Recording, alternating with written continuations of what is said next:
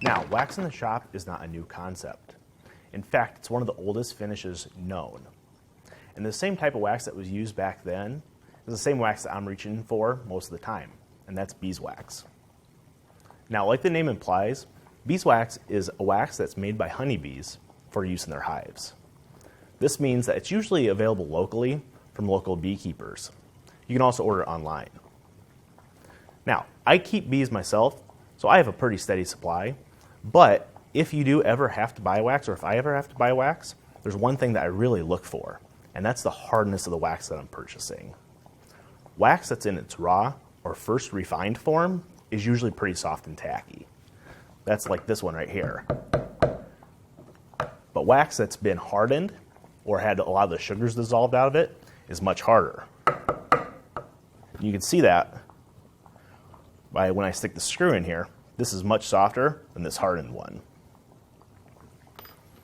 Now, the soft wax is great for mixing into a finish. Like I said, there's still sugar crystals, which is honey crystals, inside the wax. This gives it a really pleasant smell when you mix it in with a finish. However, I do like also to use beeswax as a lubricant in my shop, and a tacky soft wax is counterproductive. So, if I ever buy soft wax, I usually take that and I put it into a pot of boiling water and let it remelt. This brings all the sugar down to the bottom and it dissolves in the water. Then once it's cooled, it'll be a nice hard wax that you can use for other lubrication tasks. Now, mineral oil is often used as a food-safe finish, but by adding a little bit of beeswax into that mixture, you're adding a little bit of water resistance and you're also adding a nice warm glow. The beeswax really repels water, so items that, like cutting boards or spoons that get washed, it's a perfect application. Now, when I'm going to apply a beeswax and mineral oil mixture, I like to start off by reheating it in a double boiler. The double boiler really brings that up to a liquid state and makes it a little bit easier to get it on to your project. Then, I like to take a cloth that I'm going to apply it with, and I fold that multiple times. And what I'm looking for is a little bit of bulk in the cloth. This is really going to soak up the finish, and it's going to hold the heat and keep it in a liquid state as you're applying it. Then when I go to apply it, I like to dip it in the mixture and hold it in there for a few seconds. That's going to allow the cloth to heat up and really soak up that mixture, and it'll hold it in a liquid state a little longer.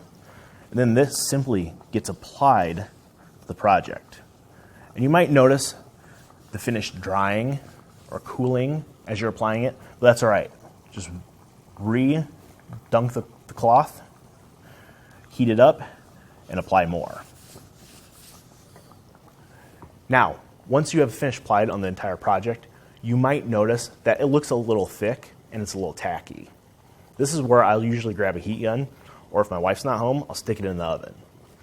About 150, 175 degrees for a few minutes will keep that in a liquid state and really allow the wood fibers to soak it up. Now, there's a few other ways you can use beeswax as a finish. One of those is melting it into a tung oil or a linseed oil. This creates a really nice soft finish that was popularized by chairmaker Sam Maloof.